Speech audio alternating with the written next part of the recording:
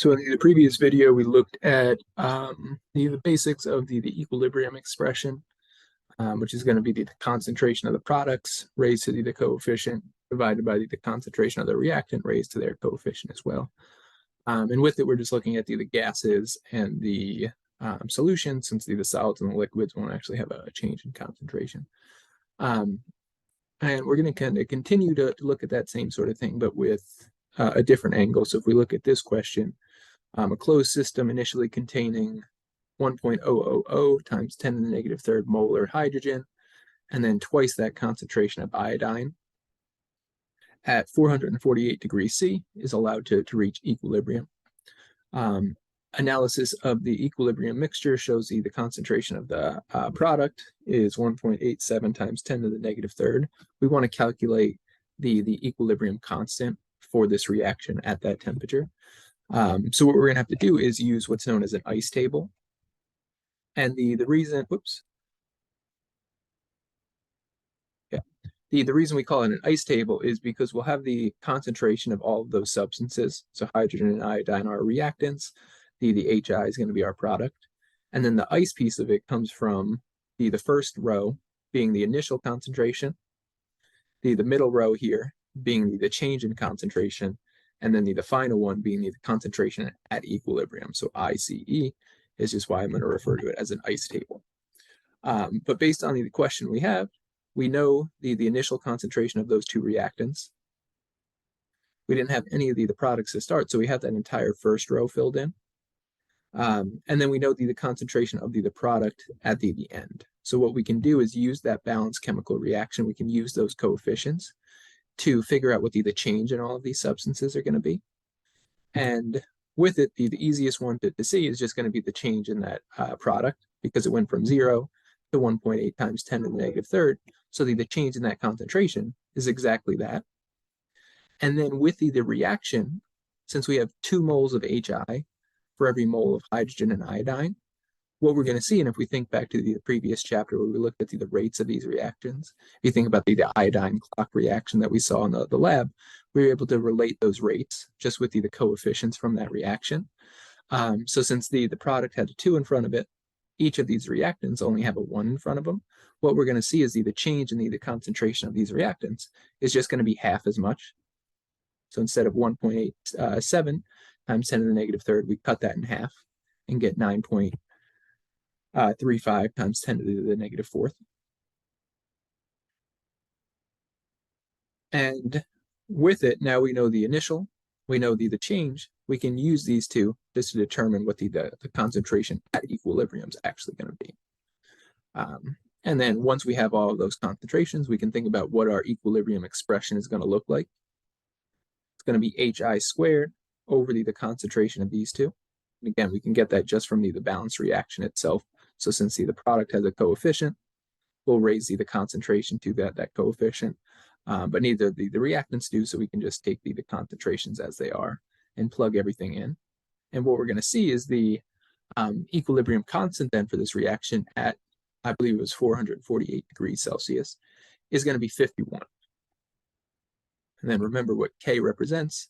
A large K value just means it's going to be a product favored reaction. So in this case, we're going to have more of the hydrogen iodide than we will have the hydrogen or the iodine individually.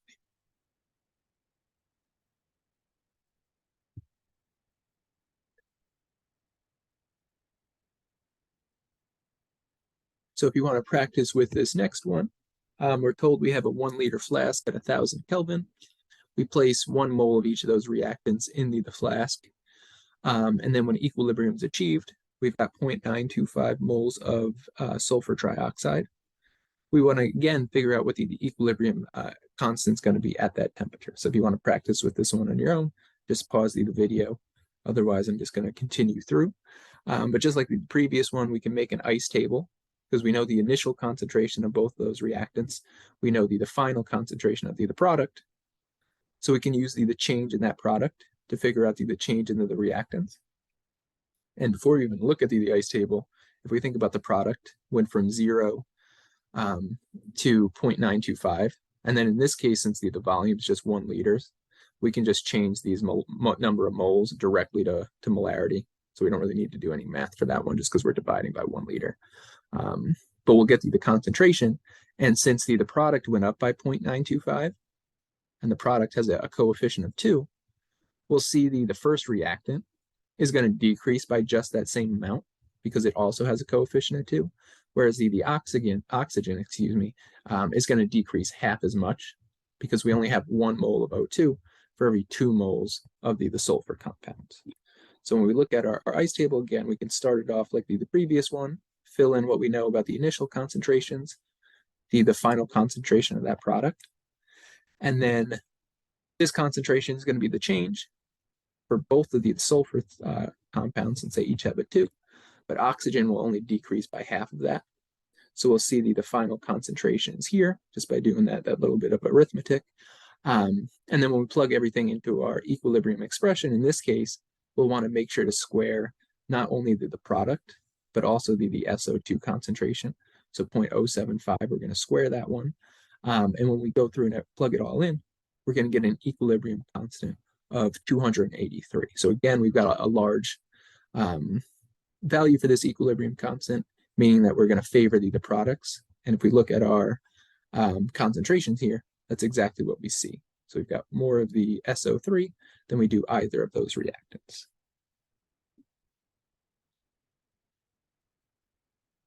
And in this case, we're going to have a similar type of question, but from sort of a different angle. And again, we're given the reaction. So in this case, we're looking at the conversion of N2O4 into NO2. And we're told we have 1 mole of that reactant to start in a 10-liter vessel. So in our ice table, we'll want to do 1/10 just to get that initial concentration. So we should have an initial concentration of 0.1 molar. And for this one, we'll only have those 2 columns because we've only got the 2 substances. But in this case, we already know what the equilibrium constant is going to be. So we're going to want to use that in our ice table to figure out what the concentration at equilibrium for both of these substances is going to be. And with this one, we're going to have to kind of approach it from, we're going to have to use a different approach just because we're looking for different information here. So again, we've already got the equilibrium constant. So we're going to be looking for the concentrations at equilibrium. And with this one, again, we can pay attention to the stoichiometry. We don't know at this point exactly how much the concentration of either of these substances is going to change. But based on the coefficients here, we know for every change in the reactant, we're going to see twice the change of the product, just because we've got a 1 and a 2 as the coefficients here. So what we can do for these changes, use X to represent the change of N2O4. And then since the NO2 is going to change twice as much, we can use 2X. But then we'll want to make the reactant negative because that's going to decrease, that's going to get used up, while keeping the product positive because we're going to see that one increase. And then at equilibrium, we're going to have these 2 values here. Again, we don't know what X is at this point, but we know the concentration of NO2 is going to be equal to 2X at equilibrium. The reactant is going to be 0.1 minus X. So what we can do is then plug that into our equilibrium expression.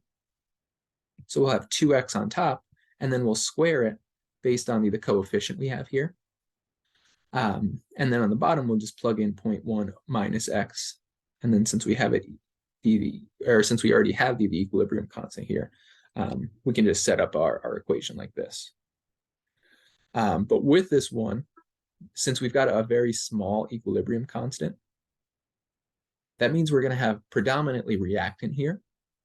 So what we can do in this case, when we do have a small equilibrium constant, what we can do is make the math a little bit easier for ourselves and essentially just remove this X from the bottom.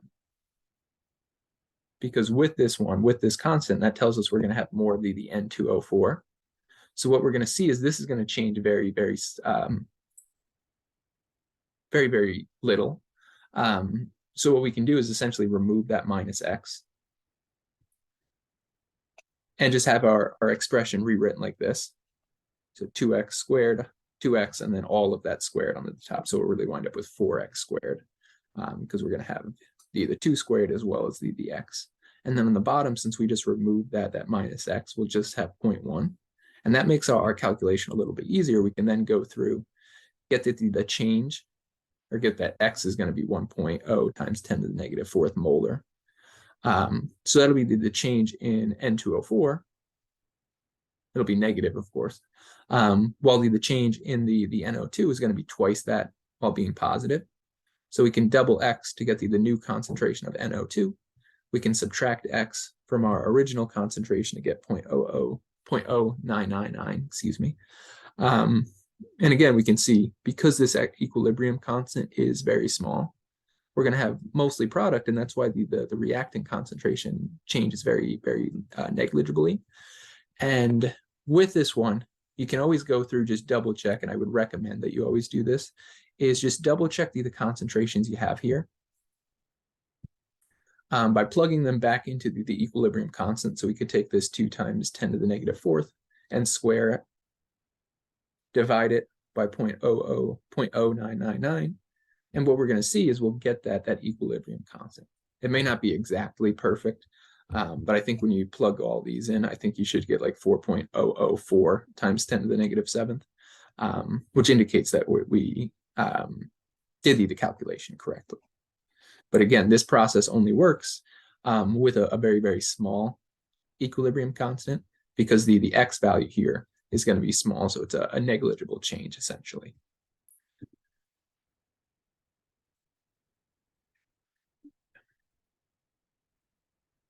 Yeah. So with this next one, kind of the same idea. So with this reaction, N2 plus O2 gives us 2NO. So typically nitrogen we think of as an inert gas. So a lot of the times, especially in research or things like that, they have like glove boxes where you could essentially just stick your arms into these really long plastic gloves.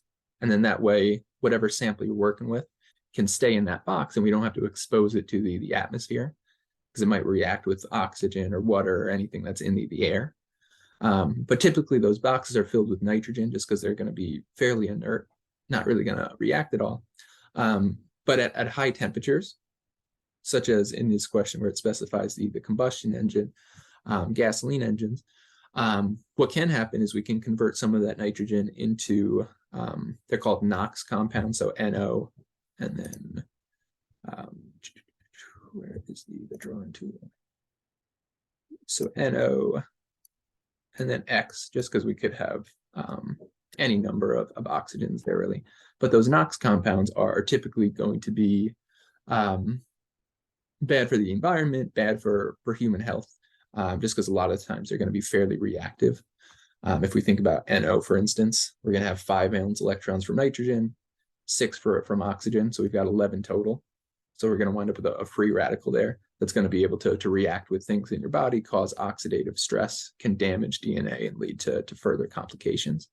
So that's one of the reasons combustion engines or one of the many reasons combustion engines can be problematic. But with this reaction, we're given the temperature, we're given the equilibrium constant at that temperature again. And then we're told the initial concentration of these gases before any reaction occurs. So before we start heating it up, we have 0.8 molar nitrogen, 0.2 molar oxygen. We want to figure out what the equilibrium concentration of the NO is going to be. And again, we can kind of do the same thing we did for the previous one.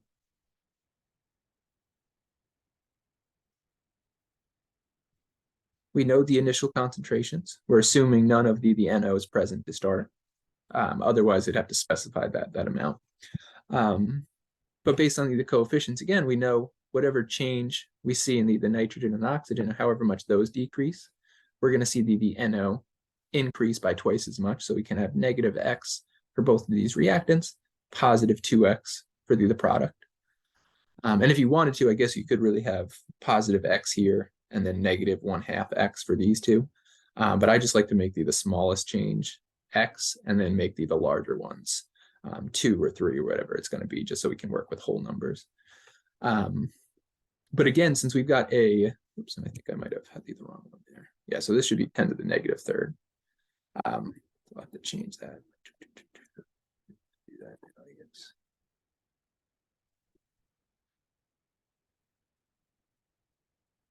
But since we've still got a small K value, that means we're still going to have predominantly nitrogen and oxygen. So only a small amount of this is going to get converted into NO. So when we write our equilibrium expression again, we can kind of leave off the minus X, make the calculation a little bit simpler for us rather than having to do the quadratic formula, which we will have to do in some cases. But in this case, with the small k, we can just keep the reactants as those initial concentrations, and then just go through, multiply these two together, cross multiply with the equilibrium constant. And then remember, we've got 2x in parentheses when we square it, so we really wind up with 4x squared. So we can then divide by 4, take the square root of everything, and we should get 0.00632. So that'll be the amount that these reactants decrease by. So 0.8 to 7.94, or 0.794, excuse me, 0.194 for the oxygen. So again, very small changes. And then the NO, we're going to double that one since we've got a coefficient of 2 here. And again, with these ones, always just double check, take these equilibrium concentrations, plug them back into the equilibrium expression, and just make sure we get something close to the number here. Again, it may not be exactly perfect. Like I think for this one, you're going to get, if you plug 0.794, 0.194, and 0.0126 into this equation, I think you get like 9.96 times 10 to the negative fourth, which essentially just rounds to this value. But you can always just check to make sure that you do have the correct equilibrium concentrations. Okay. And then for the next one, a 1 liter flask is filled with 1 mole of hydrogen and 2 moles of iodine at 448 degrees C. So again, since we've got a volume of 1 liter, we can just change moles directly into molarity. So we don't have to do any math for this one, at least at this point for the initial concentrations. And then we're given the equilibrium constant, 50.5 at that temperature. We want to figure out what the equilibrium concentrations for all of these substances are going to be in molarity, or moles per liter. So again, if you want to practice with this one, just pause the video, give yourself a chance to kind of work through it on your own. But with this one, I should point out, we've got a equilibrium constant that's greater than 1.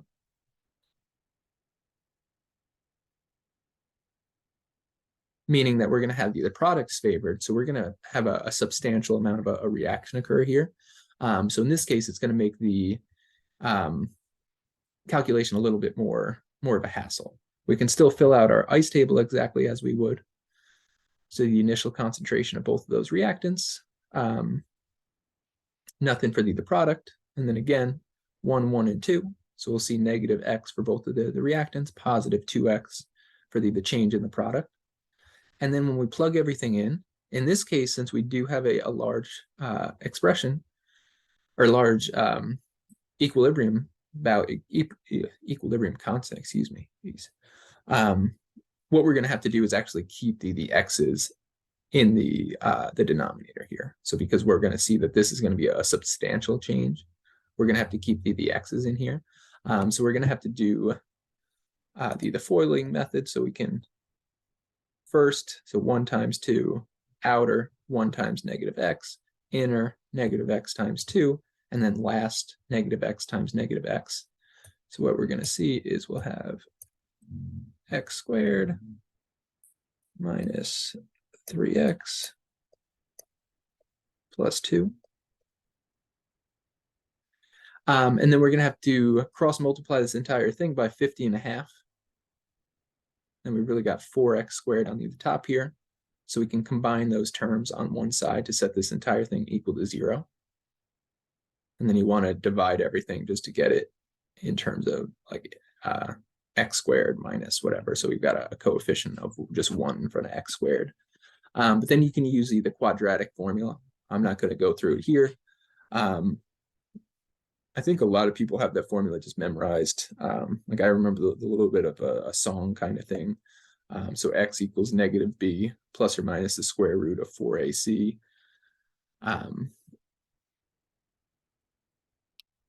Sorry, I got distracted by my dog. So x equals negative x equals negative b plus or minus the square root of b squared minus 4ac all over 2a. And with it, A is referring to the coefficient in front of x squared. And of course, this is just the term when we multiply 1 minus x times 2 minus x. So we'll have to rearrange everything still.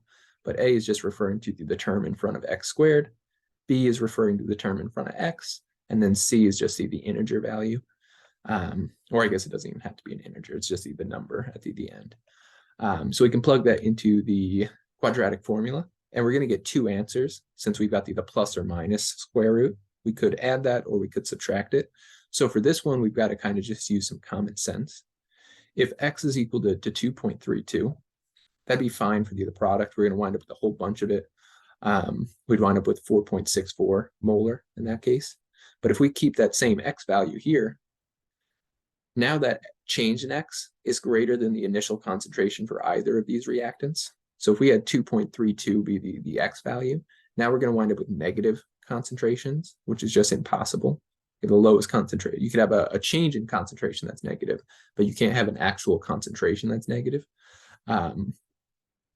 So with this one, we're just going to want to kind of recognize that 0.935 is going to be our x value. So that gives us the concentrations we see here. And then again, always just double check, take these values, plug them back into your equilibrium expression. So square 1.87, divide it by these two, and you should get 50.5 there.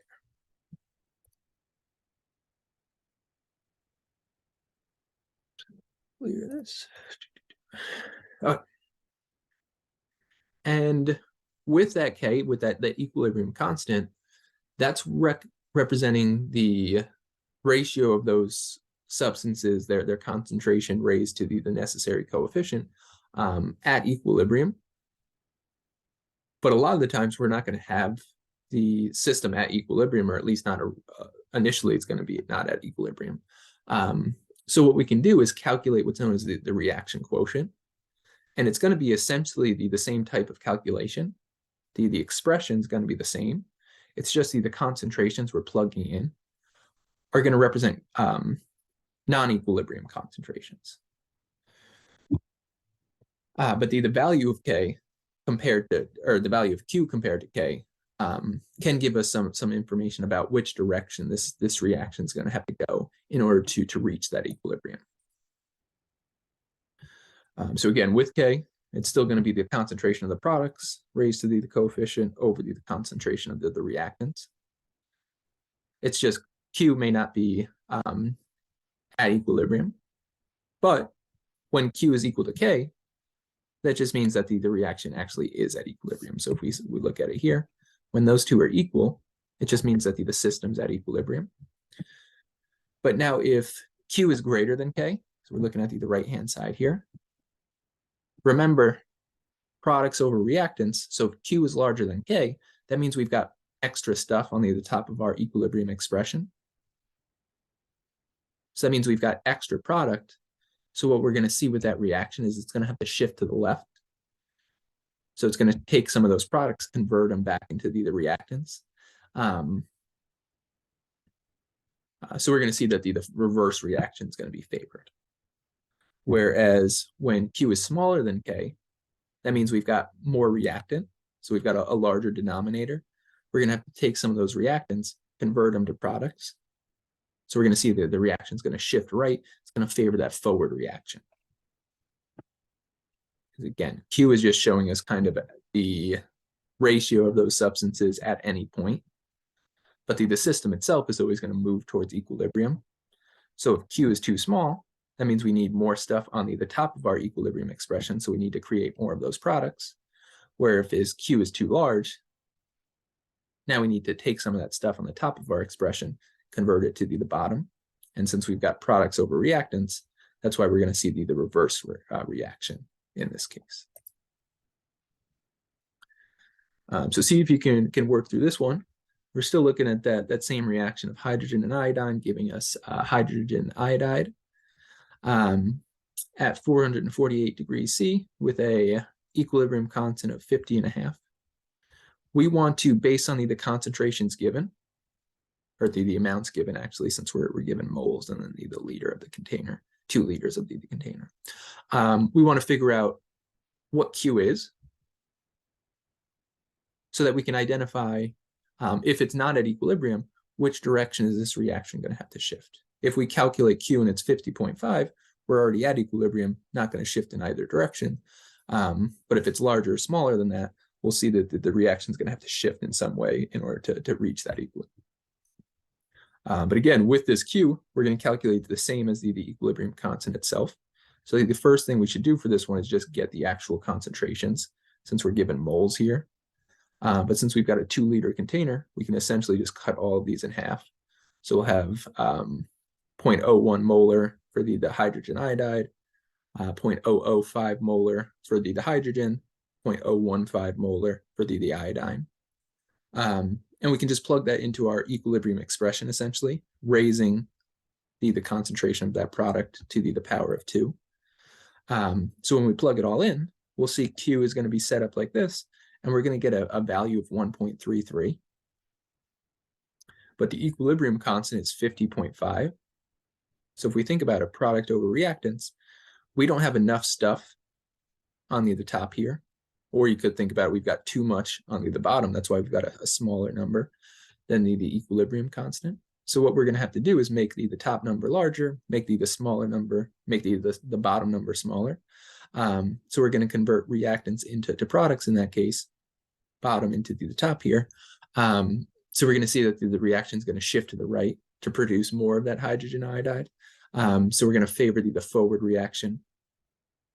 We're going to favor the production of that product then in that case. If we went through and got, instead of 1.33, if we got 133 maybe, then we would have extra of that product because our equilibrium constant is smaller than Q. So we would have to shift in the opposite direction there. So with Q smaller than K, we're going to favor the products. Q larger than K, we're going to favor the reactants.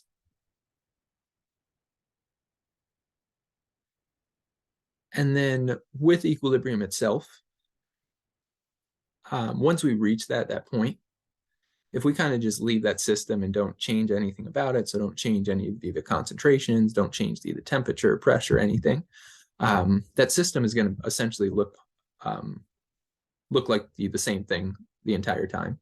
We'll still have both of those forward and reverse reactions occurring, but since they're going to be at the same rate, it's going to look like nothing's actually changing. So if we kind of had a scoreboard keeping track of everything on both sides of that reaction, even though we do have them converting to one another, since it's the same rate, nothing on that scoreboard would actually change.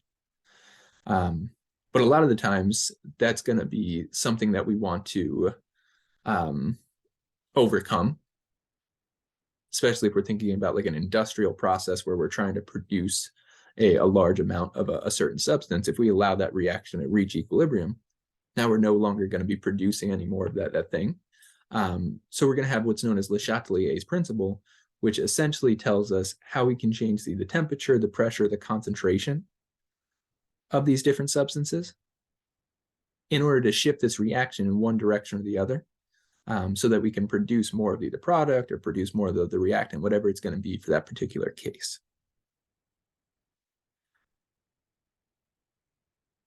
And the most common example of this is going to be the Haber process. So take in elemental nitrogen and hydrogen, creating ammonia, NH3. So we can see here we'll have N2 plus 3H2 gives us 2 NH3s. So we just have the balanced reaction. So these nitrogens are essentially going to get split. And then we'll have half of the hydrogens go to one, half the hydrogens go to the other, giving us NH3. But this will be a reversible reaction. And if we look at the graph shown here, so we really should have a double arrow. But looking at the graph here, in this case, we're looking at pressure rather than the concentration. But since these are all going to be gases, we can use partial pressure as sort of a substitute for concentration. So you can see initially, we're going to have all of these substances at equilibrium. And then we're going to add some of the hydrogen in there. So we're going to add extra H2. So that's why we can see at this spot a large jump in that hydrogen concentration. And if you think about how that's going to affect our equilibrium constant, because this is still going to be at the same temperature, the equilibrium constant, hydrogen is going to be on the bottom. So now we've added extra stuff to the bottom. we're going to need to change those concentrations. We're going to need to lose some of the stuff on the bottom, produce more of the stuff on top. So that's why we can see the NH3 concentration increases slightly, while both of the products decrease, or both of the reactants, excuse me, decrease. And then eventually we hit another point where now we've got that equilibrium being reached. And since this is going to be the same temperature, we'll have different concentrations here. But the equilibrium constant itself would be exactly the same. And another thing to note with this graph here is if you look at the slopes of these lines after the hydrogen's added, you can see there's a very little change in the nitrogen. We see a slightly larger bump with the ammonia. Of course, in this case, it's going in the opposite direction because the nitrogen's being consumed, the ammonia is being produced. And then we see an even larger, but not too much greater, but an even larger slope with the hydrogen. It's negative, of course, again, because it's a reactant being used up. But that's just going to be based on the coefficients here. So if you think about it, for every 1 mole of nitrogen that's being used in this stretch, we're going to produce 2 moles of ammonia. We're going to use 3 moles of hydrogen. So that's why we see the different slopes in this section where it's reestablishing that equilibrium.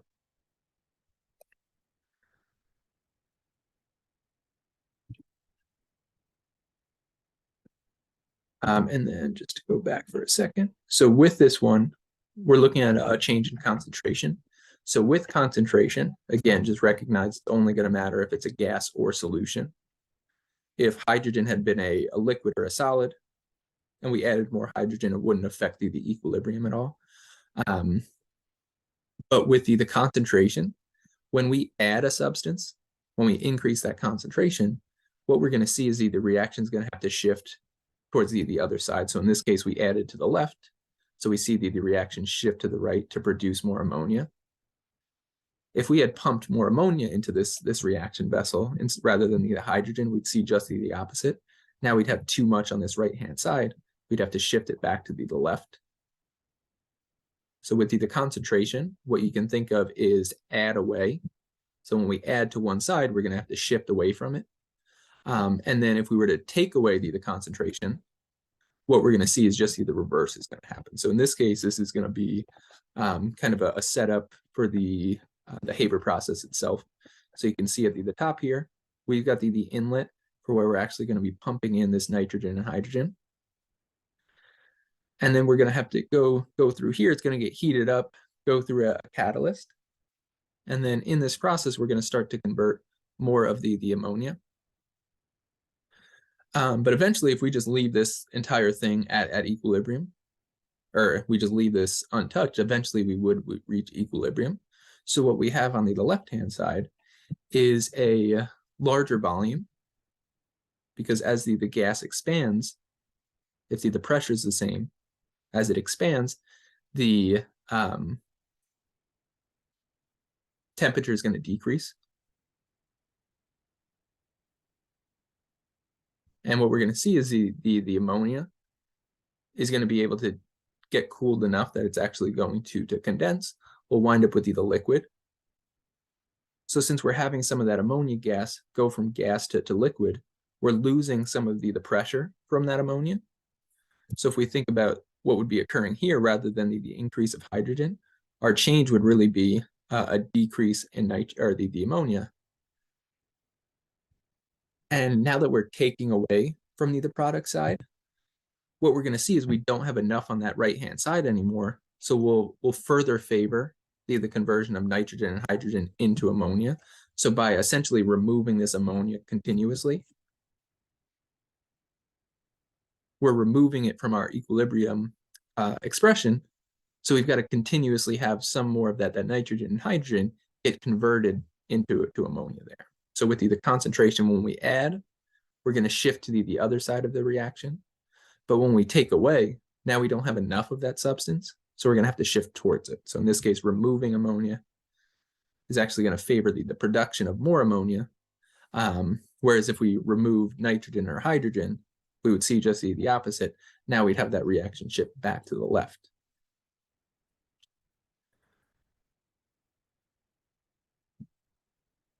Okay, and then with this reaction, so we've got a cobalt hydrate ion, and then we've got cobalt 4 chloride being produced with chloride and water on the reaction as well. And with this one, what we're looking at is the change in temperature.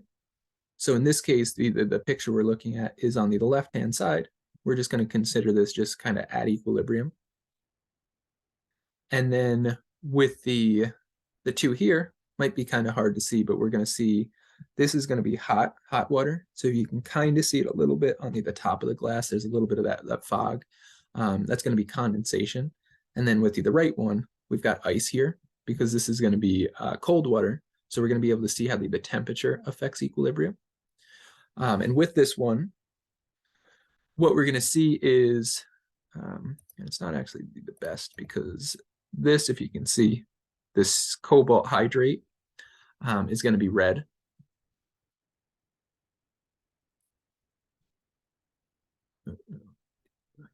While the cobalt chloride will be blue. So I'll do blue. Oops, not yellow. And then reddish or pink, whatever color you want to consider that. So what we see at equilibrium is kind of like a purple because we've got a mix of the two. But as we change the temperature, we're going to drive this reaction one way or the other. So when we cool it, what we see is the reaction moves to the right. Whereas when we heat it, or actually I have those reversed. So when we heat it, it's going to get driven to the right. So we're going to get more of that cobalt chloride, cobalt 4 chloride. Whereas when we cool it in the ice water, we see the opposite occur. But with this temperature change, it's going to be similar to the concentration. We've just got to kind of figure out if this is going to be an exothermic or endothermic reaction. So what delta H is for this reaction. And remember, delta H or negative delta H is going to be an exothermic reaction. And actually, let me change the color so we have these match up better. So positive, and actually I'll do it on this side.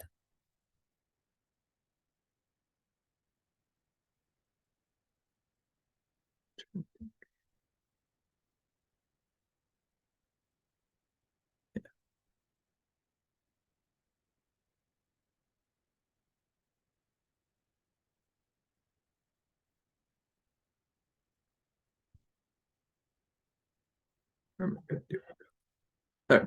So with it, delta H, remember, is going to be the change in enthalpy. So the change in the heat content of the system, essentially. Negative delta H is going to be an exothermic reaction. Whereas positive delta H going to be an endothermic. And then the difference between these two is just whether we're considering heat to be a reactant or a product. So with the negative delta H, the exothermic, those are going to be reactions that release heat. So in this case, we would consider heat to be a product. Whereas with the endothermic, we see just the opposite. Those are reactions that are absorbing energy. So we can kind of think of energy as a reactant in that case. But once we know which side of our reaction to place heat on, we can kind of treat it the same as concentration, whereas we're adding to that side of the reaction. If we're increasing the temperature, we'll now have too much on that side. We'll drive the reaction to the other, and vice versa. So if we take away, now we won't have enough on that side. We'll have to go towards it. So with this one, I realized I didn't spell red fully.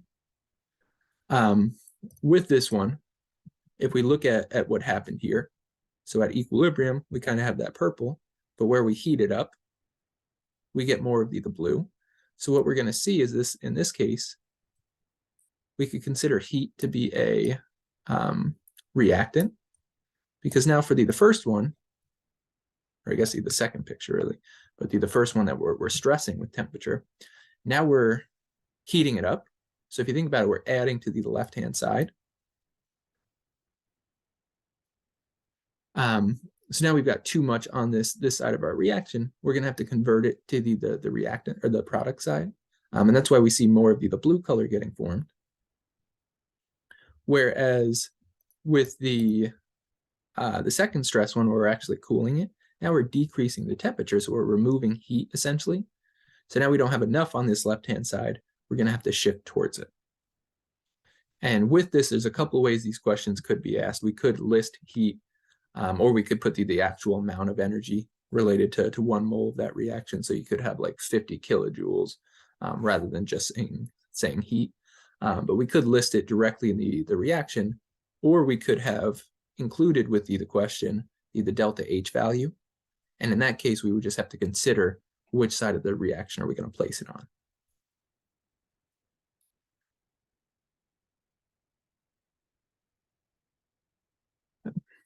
And then with these ones, remember in the last chapter we talked about catalysts, so they lower the activation energy. Allows the reaction to proceed quicker just because it takes less energy now, easier for the reactants to get over that barrier. And with the lower energy, more molecules are going to have the sufficient amount of energy, so we see the reaction speed up. But with the catalyst, it's going to speed up the reaction in both directions, so it lowers the activation energy for the forward and the reverse reaction. So we see both of them speed up. So what we're going to see with the catalyst is it's going to have no effect on the equilibrium concentrations. The only thing the catalyst may affect is just how quickly we get to that equilibrium. But it's not going to change anything about the equilibrium itself. Similar to, it's not changing anything about the reactants or the products. It's just changing the way that we get there. So you can think about that again with the catalyst. It'll change the mechanism, allow us to get to that equilibrium faster, but the equilibrium itself will still be the same for the catalyzed or the uncatalyzed reaction.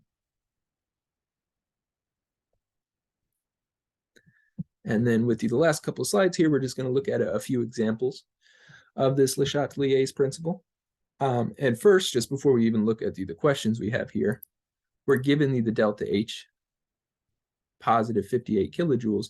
That means this is an endothermic reaction. The system's absorbing energy. So we can put that 58 kilojoules just on the left-hand side here.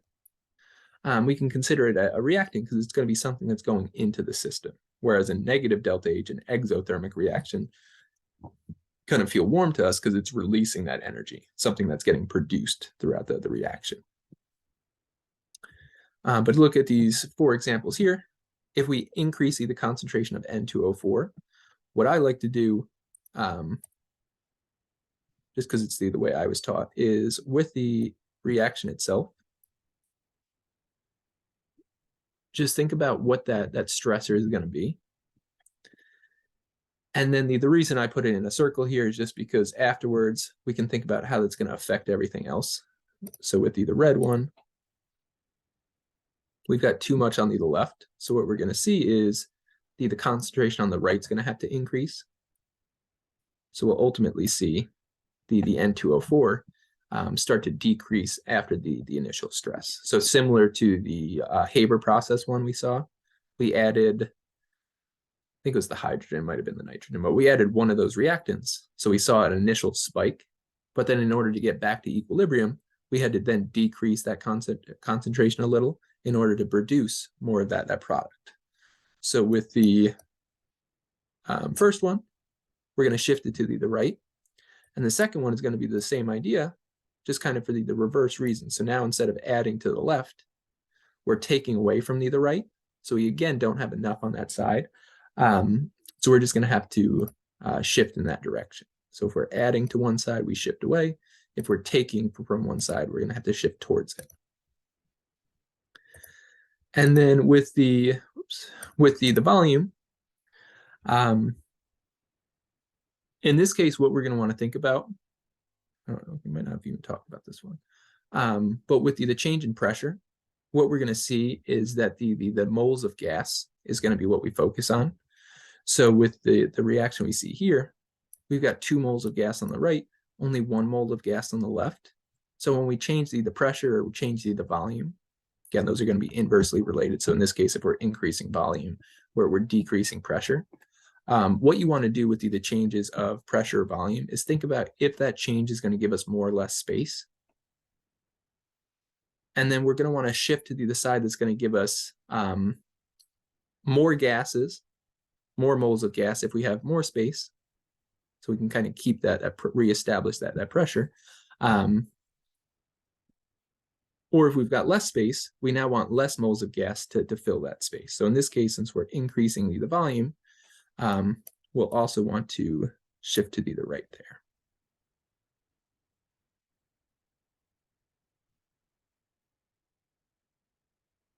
And then with the final one, temperature is decreased. So we've already figured out which side heat's going to be considered on. So it's going to be considered a reactant.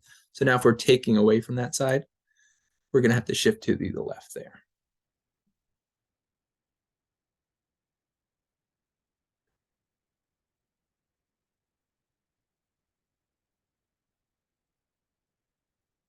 Okay, cool. So I had the answer key correct. And then just 4 more, just to look at these before we wrap it up for the chapter. Again, similar reaction where we've got just all gases. In this case, we've got PCl5 as our reactant, PCl3, and then diatomic chlorine as the products. And again, we have a positive delta H. So what I'm going to do is just put heat in this case. Sometimes it's just written as energy. The previous one, I put the actual amount of energy there. So there's a couple different ways you can see this listed. But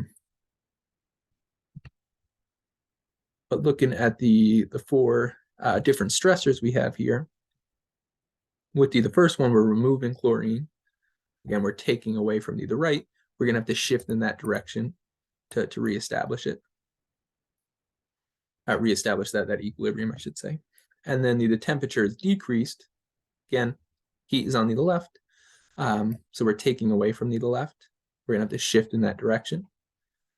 The volume of the reaction system is increased. So again, we want to focus on moles of gas. We've got 2 on the right, 1 on the left. So we're increasing the volume. We've got more space. We want more moles of gas. And in this case, that'll be the right-hand side, PCl3 and Cl2. And then for the final one, PCl3 is added. And since this is a gas, it's going to change the concentration. If PCl3 had been a solid or a liquid, of course, that would have affected the previous one. But if PCl3 was a solid or liquid, this wouldn't change the concentration at all. So we would see no shift, similar to if we have the same number of moles of gas on both sides. If we had, obviously it wouldn't balance the reaction, but if we had 2 PCl5 on this side, then we'd have 2 moles of gas on both. So the C here wouldn't change at all. But since PCl3 is a gas, adding to the right-hand side is going to increase the concentration.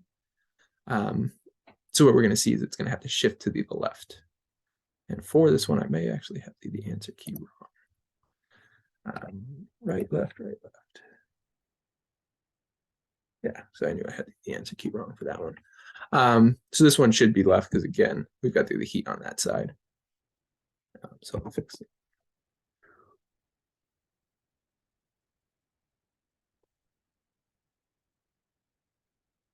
Okay. But with it, that'll be where we wrap up the chapter for chapter 15. And then with chapter 16, we'll kind of be looking at something similar to this as well.